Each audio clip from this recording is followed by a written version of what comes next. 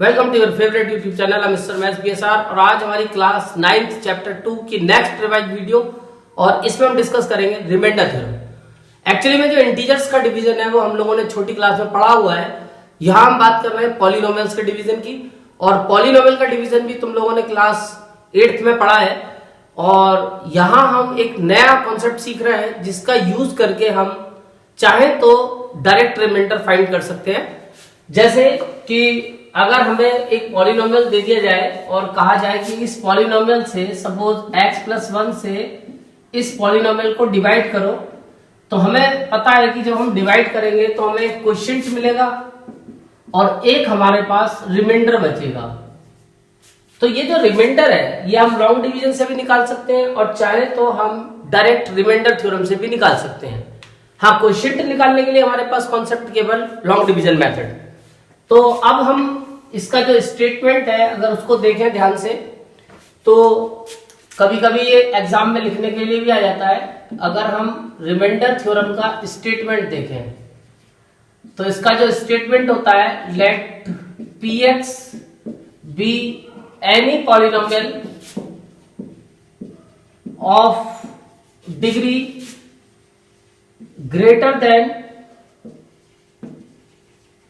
greater than or equal to 1। मान लो px एक polynomial है जिसकी डिग्री या तो 1 है या 1 से बड़ी है, यानी एटलीस्ट एक लीनियर पॉलिनोमियल होना चाहिए, बाकी उससे बड़ा कोई भी डिग्री का हो सकता है। And a be any real number, और a कोई रियल नंबर है। If px is divided by a polynomial x minus a, अगर हम px को डिवाइड करते हैं किसी पॉलिनोमियल x माइनस a से, then the remainder is equal to pa। This is called remainder theorem. यानी कि जब हम किसी पॉलिनोमियल को जिसकी डिग्री 1 या 1 से बड़ी है, यानी कम से कम लीनियर पॉलिनोमियल है, और हम किसी और एक दूसरा लीनियर पॉलिनोमियल से डिवाइड करते हैं, तो जो रिमाइंडर आता है वो pa आता है। इसका मतलब क्या है कि जो इस पॉलिनोमियल का यानी डिवाइजर का 0 है, उसको जब हम रख के वेरिएबल की जगह उस पॉलिनोमियल में उसको सॉल्व करते हैं, तो उस डिविडेंड की जो वैल्यू होती है एट द 0 ऑफ डिवाइजर, उसी को हम बोल देते हैं रिमाइंडर। तो ये हमारी रिमाइंडर थ्योरम थी, और इसका इस्तेमाल करके अब हम रिमाइंडर्स निकालेंगे। लेकिन उससे पहले मैं तुम्हें लॉन्ग डिवीजन सिखाना चाहता हूं, क्योंकि लॉन्ग डिवीजन की भी जरूरत पड़ती है। कभी कभी हमसे डायरेक्ट भी क्वेश्चन पूछा जाता है कि find the quotient and remainder. तो रिमाइंडर थ्योरम का यूज करके हम रिमाइंडर तो निकाल सकते हैं, बट क्वोशिएंट नहीं निकाल सकते। तो क्वोशिएंट के लिए हमें वापस जाना पड़ेगा अपने लॉन्ग डिवीजन पे, तो इसलिए एक बार लॉन्ग डिवीजन को डिस्कस करना जरूरी है। और वैसे भी ये आगे फैक्टराइजेशन में इसकी जरूरत पड़ेगी। तो जैसे मैं एक्सरसाइज 2.3 के लेता हूं, और इस एक्सरसाइज 2.3 में जैसे पहला क्वेश्चन और पहला पार्ट, इसमें हमें दिया है कि एक रिमाइंडर फाइंड करना है हमें व्हेन द पॉलिनोमियल px। तो px अब 1 डिग्री से बड़ा पॉलिनोमियल है। सपोज ये है x³ plus 3x² plus 3x plus 1, और इस पॉलिनोमियल को हम x+1 से डिवाइड करते हैं। gx जो है डिवाइजर हमारा है x+1। अब वैसे तो मैं रिमाइंडर थ्योरम का यूज करके रिमाइंडर निकालना है क्वेश्चन में, बट मैं पहले तुम्हें लॉन्ग डिवीजन से सिखाऊंगा, जिससे कि तुम्हें लॉन्ग डिवीजन मेथड समझ में आ जाए। तो लॉन्ग डिवीजन मेथड से अगर दो पॉलिनोमियल को डिवाइड करना है, तो उसका सबसे पहला स्टेप होता है कि ये दोनों अपनी स्टैंडर्ड फॉर्म में होने चाहिए। और पॉलिनोमियल की स्टैंडर्ड फॉर्म मैंने इंट्रोडक्शन टू पॉलिनोमियल की वीडियो में समझाया हुआ है कि वहां हमें जो एक्सपोनेंट के बेस पे टर्म्स को लिखना है डिसेंडिंग ऑर्डर में, यानी हाईएस्ट एक्सपोनेंट की टर्म पहले रहेगी, उससे छोटी फिर आएगी, फिर उससे छोटी आएगी, एंड सो ऑन, लास्ट में कांस्टेंट। अगर नहीं है तो पहले हमें इनको अरेंज करना पड़ता है। फिर उसके बाद या तो हम छोटी डिग्री वाले को छोटी डिग्री वाले से बड़ी डिग्री वाले को डिवाइड करेंगे, या इक्वल होगा तब भी डिवाइड करेंगे, लेकिन कभी बड़ी डिग्री से छोटे वाले को डिवाइड नहीं करेंगे। तो डिवाइजर हमारा या तो जो डिविडेंड है उसके बराबर की डिग्री का होना चाहिए या उससे छोटा होना चाहिए। यानी डिविडेंड हमेशा बड़ा वाला जो है रहेगा और छोटे वाले से हम उसको डिवाइड कर सकते हैं। अब इसको जब डिवाइड करते हैं तो सबसे पहला स्टेप होता है कि जो डिविडेंड है उसकी फर्स्ट टर्म को डिवाइजर की फर्स्ट टर्म से हाईएस्ट एक्सपोनेंट की टर्म से डिवाइड कर लेंगे। तो यहाँ मैं इसको रफ में कर लेता हूं कि पहले एक्स क्यूब को एक्स से डिवाइड करेंगे, आंसर आएगा एक्स स्क्वायर, क्योंकि डिवाइड में जो पावर है वो माइनस होती है तो 3 - 1 2 आ जाएगी। अब जो ये आंसर आया इसकी मल्टीप्लाई हम पूरे डिवाइजर से करेंगे, यानी x square into x plus 1। अब इसको मल्टीप्लाई करके जो भी हमारा आंसर आएगा वो हम लिख लेंगे। तो एक्स स्क्वायर की एक्स से इंटू करेंगे तो एक्स क्यूब, और एक्स स्क्वायर की 1 से करेंगे तो एक्स स्क्वायर। ये जो आया उसको यहाँ पे इनके नीचे लाइक टर्म्स के नीचे अरेंज करेंगे। तो एक्स स्क्वायर तो हमारा क्वोशिएंट हो गया, क्वोशिएंट की फर्स्ट टर्म, और एक्स स्क्वायर की जब हमने एक्स प्लस 1 से मल्टीप्लाई किया तो यह आया x cube plus x square. यह कुछ नहीं तो 1 लगा सकते हो, साइन चेंज करके इसको सॉल्व करेंगे तो ये तो कैंसिल हो गया, प्लस माइनस माइनस 3 में से 1 गया तो 2x स्क्वायर, इसको कैरी कर लेंगे, प्लस 3x प्लस 1। अब फिर चेक करेंगे कि इससे या तो इसकी डिग्री इक्वल होनी चाहिए या बड़ी होनी चाहिए। अगर इससे छोटी डिग्री है तो फिर ये रिमाइंडर का इसे हम नाम देंगे, बट क्योंकि अभी डिग्री बड़ी है तो ये डिवाइड हो सकता है। अब फिर वही प्रोसीजर, इस हाईएस्ट एक्सपोनेंट वाली टर्म को फिर डिवाइजर की फर्स्ट टर्म से डिवाइड करेंगे, 2x square upon x, answer आया 2x। एक पावर माइनस हो जाएगी, 2 में से 1 गया, 1 बची। अब जो आंसर आया उसकी फिर इस डिवाइजर से मल्टीप्लाई करेंगे x प्लस 1। तो जब मल्टीप्लाई करेंगे तो 2x स्क्वायर और 2x की 1 से करेंगे 2x। इसको फिर यहां लिख लेंगे, पहले जो हमने डिवाइड किया था तो यहां आया था 2x, वो तो क्वोशिएंट आएगा, और यहां 2x square plus 2x, sign change करेंगे, ये दोनों कैंसिल हो जाएंगे, x बचेगा प्लस 1। अब फिर वही प्रोसीजर, डिग्री चेक करेंगे, दोनों की डिग्री बराबर है तो अभी डिवाइड हो सकता है। अब डिवाइड करने में फिर वही तरीका है कि इसकी फर्स्ट टर्म से फर्स्ट टर्म को डिवाइड करेंगे, तो 1 आया, और 1 की मल्टीप्लाई x प्लस 1 में अगर हम करते हैं तो मैं देखता हूं कि ये x प्लस 1 ही आया। अब इसको अगर हम यहाँ पे 1 लिख के मल्टीप्लाई करें तो ये आता है x प्लस 1, और फाइनली ये दोनों कैंसिल हो गए, आंसर आया 0। यानी कि इस 0 को ही हम बोल सकते हैं इसका रिमाइंडर।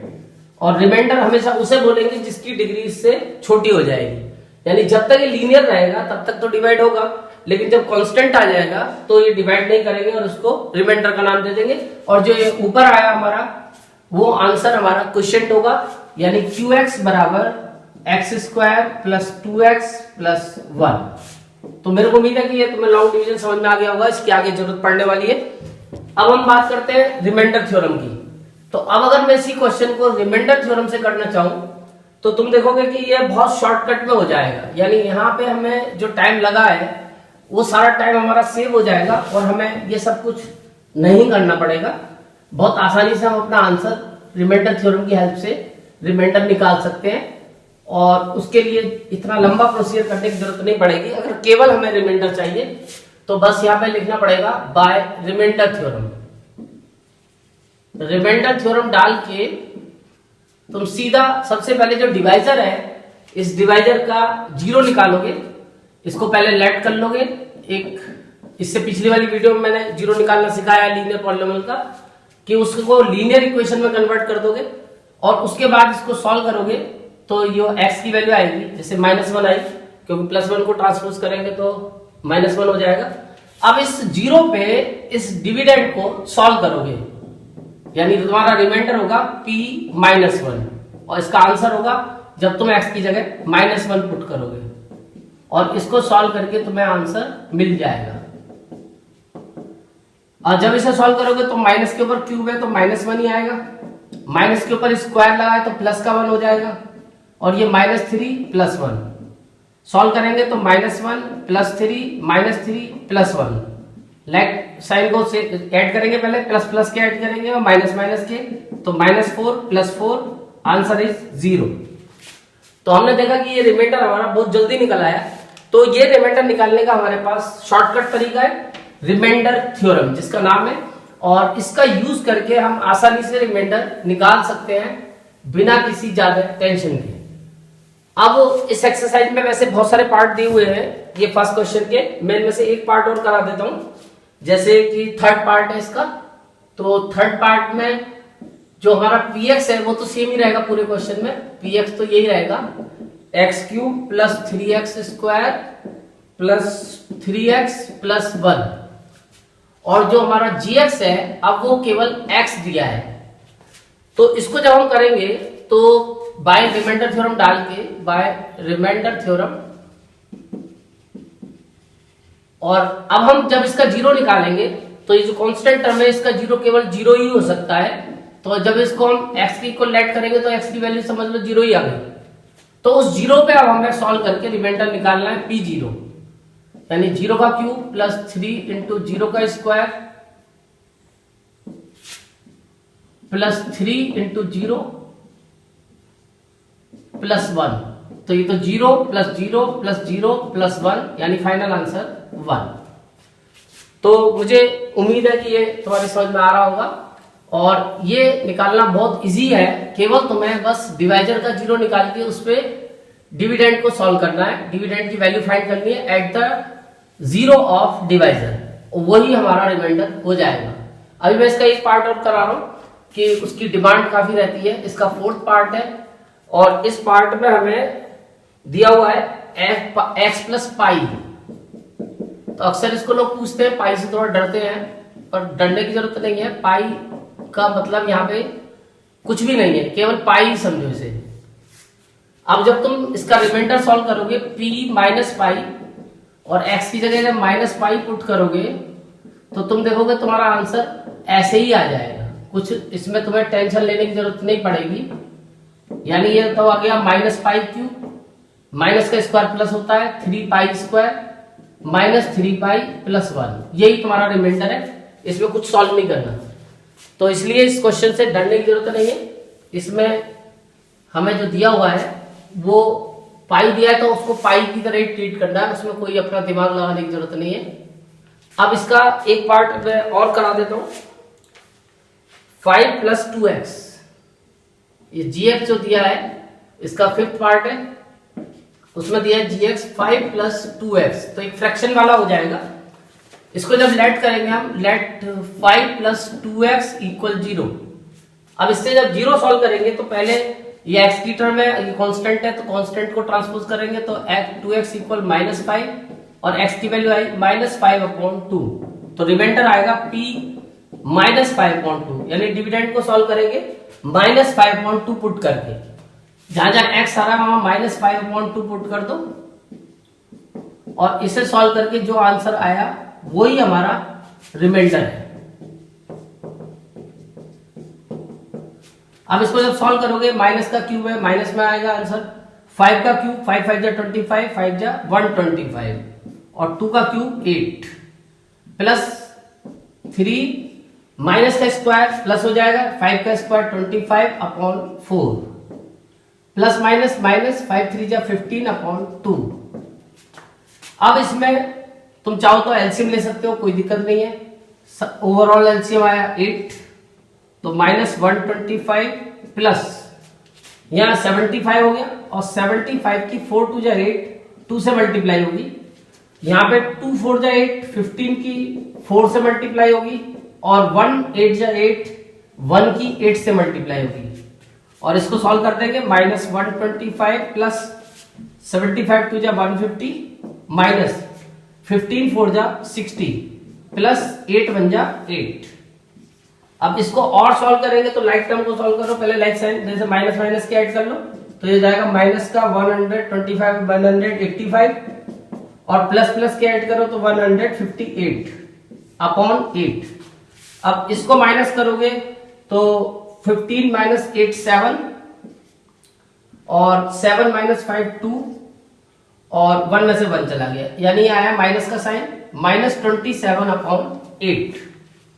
तो मेरे को उम्मीद है कि तुम्हारी समझ में ये आ गया होगा कि किस तरह से हमें रिमाइंडर थ्योरम से रिमाइंडर निकालना है। सॉरी, अब आते हैं हम इसके बाद अपने क्वेश्चन नंबर 2 पे, और इसमें भी हमें रिमाइंडर थ्योरम का ही यूज करना है। और हमें एक रिमाइंडर फाइंड करके दिखाना है। अब की बार बस थोड़ी सी टेंशन है वेरिएबल, यानी यहाँ तो डिजिट चल रही है तो थोड़ा अच्छा लगता है, वेरिएबल्स में थोड़ा सा कभी कभी मैटर फंस जाता है। तो यहाँ वेरिएबल दिया हुआ है, px में भी वेरिएबल है, px है हमारे पास x³ minus ax² plus 6x minus a, और डिवाइजर है हमारा x plus x minus a। अब हमें इस डिवाइजर से रिमाइंडर थ्योरम का यूज करके रिमाइंडर निकालना है। तो बाय रिमाइंडर थ्योरम ये जरूर लिखना पड़ेगा, बाय रिमाइंडर थ्योरम। और रिमाइंडर थ्योरम में पहले हम इसका जीरो निकालेंगे डिवाइजर का, तो अब इसका जीरो आया a। अब इस जीरो पे डिविडेंड को सॉल्व करेंगे, तो डिविडेंड की जगह x की जगह a पुट कर देंगे, तो हमारा रिमाइंडर pa आ जाएगा। जहां जहां x आ रहा है वहां a पुट कर देंगे, और इसको सॉल्व करने पे हमें आंसर मिल जाएगा।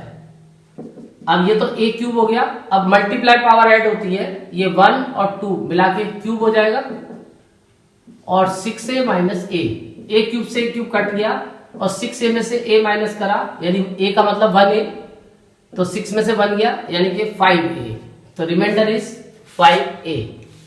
अब इसके बाद हमारा इस एक्सरसाइज का लास्ट क्वेश्चन, और इस लास्ट क्वेश्चन में हम बात कर रहे हैं एक और कॉन्सेप्ट की जो कुछ हमारे लिए नया भी हो सकता है, क्योंकि यहां की बात वो रिमाइंडर फाइंड नहीं करवा रहे हैं, बल्कि वो चेक करवा रहे हैं कि जो हमारा डिविडेंड है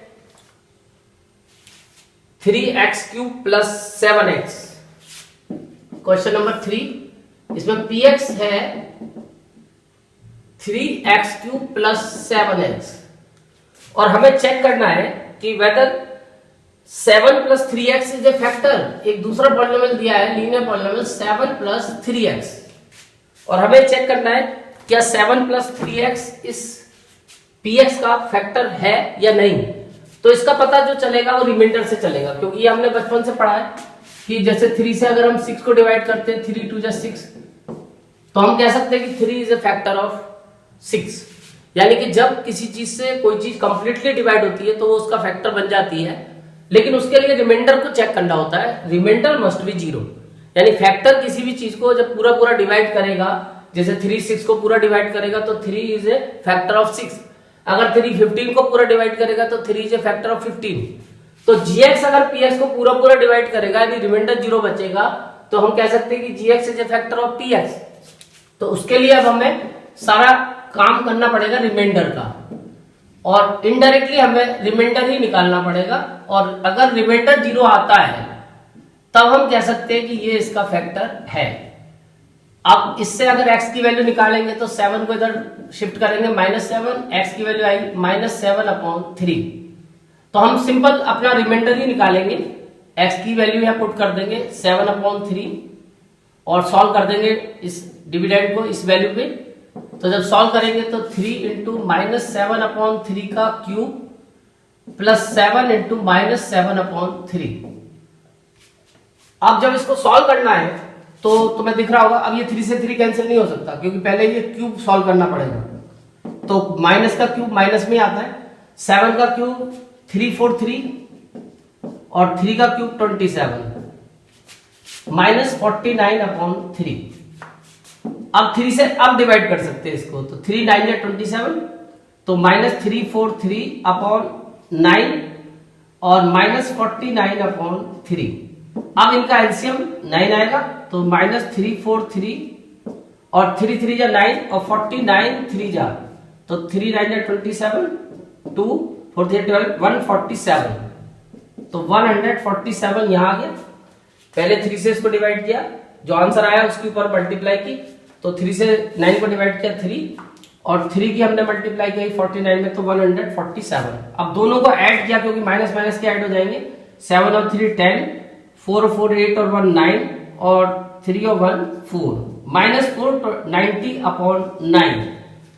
अब हमें क्या करना है, इस रिमाइंडर को केवल चेक करना है कि 0 आया या नहीं आया। तो हमने देखा कि जो रिमाइंडर था -7/3 is not equal to 0, means इसका मतलब 7 + 3x is not a factor of x³ 3x³ plus 7x, यानी यहां हमें इनडायरेक्टली रिमाइंडर ही निकालना है, बस रिमाइंडर को 0 से कंपेयर करना है कि ये रिमाइंडर 0 आया या नहीं आया। अगर 0 आया तो फैक्टर है, और 0 नहीं आया तो फैक्टर नहीं है। तो नेक्स्ट हमारी जो थ्योरम है फैक्टर थ्योरम, उसकी स्टार्टिंग हो चुकी है, और अब मैं नेक्स्ट वीडियो में वो फैक्टर थ्योरम डिस्कस करूंगा। Thank you.